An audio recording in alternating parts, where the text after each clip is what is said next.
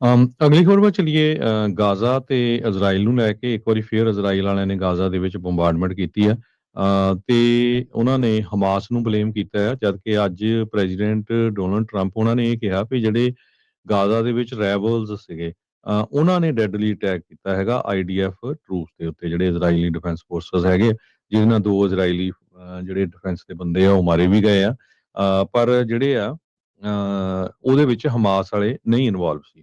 ਜੀ ਸੋ ਈਵਨ ਦੋ ਜਿਹੜਾ ਪੀਸ ਵਾਲਾ ਸਾਈਨ ਵੀ ਹੋ ਗਿਆ ਆ, ਤੇ ਇਜ਼ਰਾਈਲ ਵਾਲੇ ਵਾਰ-ਵਾਰ ਫੇਰ ਬਲੇਮ ਕਰ ਰਹੇ ਆ ਹਮਾਸ ਨੂੰ, ਵੀ ਉਹਨਾਂ ਨੇ ਸਾਡੇ ਉੱਤੇ ਅਟੈਕ ਕੀਤਾ ਹੈਗਾ, ਇਹ ਟੈਰਰ ਗਰੁੱਪ ਹੈਗਾ ਆ, ਤੇ ਇਸ ਕਰਕੇ ਜਿਹੜਾ ਅਸੀਂ ਦੁਬਾਰਾ ਕੀ ਫੇਰ ਜਿਹੜੀ ਬੰਬਾਰਡਮੈਂਟ ਕੀਤੀ ਹੈਗੀ ਆ। ਸੋ ਪ੍ਰੈਜ਼ੀਡੈਂਟ ਟਰੰਪ ਉਹਨਾਂ ਲਈ ਇਹ ਕਾਫੀ ਮੁਸ਼ਕਲ ਮੁੱਦਾ ਹੈਗਾ ਵੀ ਇਸ ਨੂੰ ਕਿਸ ਤਰ੍ਹਾਂ ਜਿਹੜੀ ਆ ਲੜਾਈ ਦੁਬਾਰਾ ਕੀ ਨਾ ਸ਼ੁਰੂ ਹੋਵੇ, ਉਸ ਨੂੰ ਪੀਸਫੁਲ ਰੱਖਿਆ ਜਾਵੇ।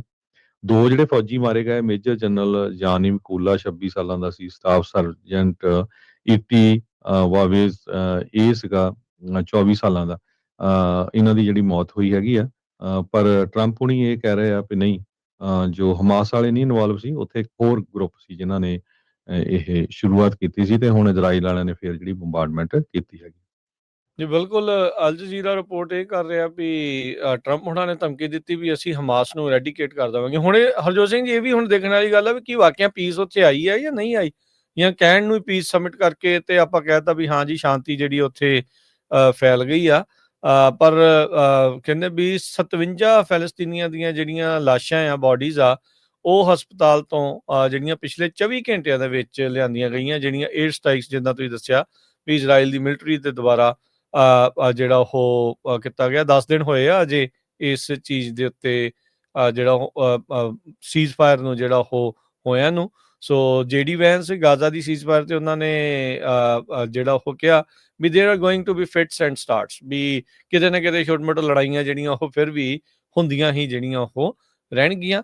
ਪ੍ਰਾਈਮ ਮਿਨਿਸਟਰ ਨੇਤਨਯਾਹੂ ਜਿਹੜਾ ਇਜ਼ਰਾਈਲ ਦਾ, ਕਹਿੰਦੇ ਵੀ ਉਹ ਸਪੈਸ਼ਲ ਐਨਵਾਇਸ ਸਟੀਵ ਵਿਟਕਾਫ ਤੇ ਟਰੰਪ ਦੇ ਜਵਾਈ ਜੈਰਡ ਕੁਸ਼ਨਰ ਨੂੰ ਉਸ ਦੇ ਉੱਤੇ ਮਿਲਿਆ ਤੇ ਅਪਡੇਟਸ ਜਿਹੜੀਆਂ ਆ ਇਸ ਦੇ ਬਾਬਤ ਦਿੱਤੀਆਂ ਗਈਆਂ ਆ। ਜੇਡੀ ਵੈਂਸ ਤੇ ਉਸਦੀ ਵਾਈਫ ਊਸ਼ਾ ਵੈਂਸ ਉਹ ਕੁਝ ਦਿਨਾਂ ਦੇ ਲਈ ਕਹਿੰਦੇ ਇਜ਼ਰਾਈਲ ਨੂੰ ਵਿਜ਼ਿਟ ਕਰਨਗੇ ਤੇ ਉੱਥੇ ਪ੍ਰਾਈਮ ਮਿਨਿਸਟਰ ਦੇ ਨਾਲ ਮੁਲਾਕਾਤ ਕਰਨਗੇ।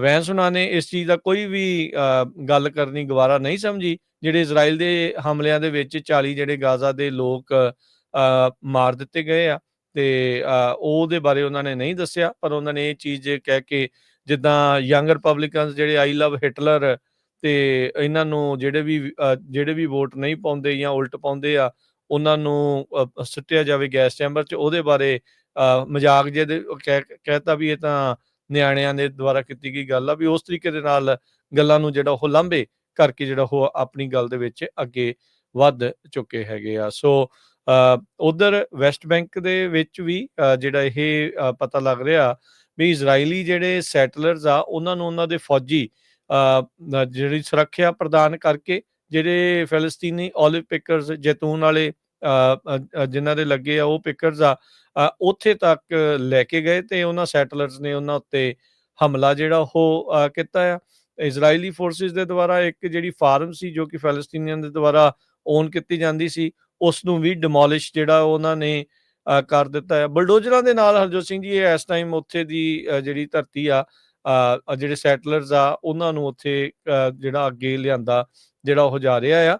ਸੋ ਲਗਾਤਾਰ ਹੌਲੀ ਹੌਲੀ ਵੈਸਟ ਬੈਂਕ ਦਾ ਜਿਹੜਾ ਇਲਾਕਾ ਵੀ ਇਜ਼ਰਾਈਲ ਵਾਲੇ ਸੈਟਲਰਸ ਦੇ ਨਾਮ ਦੇ ਅਧੀਨ, ਵੀ ਇਹ ਤਾਂ ਸਾਡੀ ਹੋਈ ਪੱਕੀ ਜਿਹੜੀ ਉਹ ਥਾਂ ਆ, ਉਹਨਾਂ ਨੂੰ ਫੌਜੀ ਸ਼ਰਨ ਦੇ ਕੇ ਜਾਂ ਫੌਜੀ ਸੁਰੱਖਿਆ ਦੇ ਕੇ ਉਹਨਾਂ ਦੇ ਜ਼ਰੀਏ ਉਹ ਥਾਵਾਂ ਨੂੰ ਹੌਲੀ ਹੌਲੀ ਆਪਣੇ ਕਬਜ਼ੇ ਦੇ ਵਿੱਚ ਲੈ ਰਹੇ ਨੇ।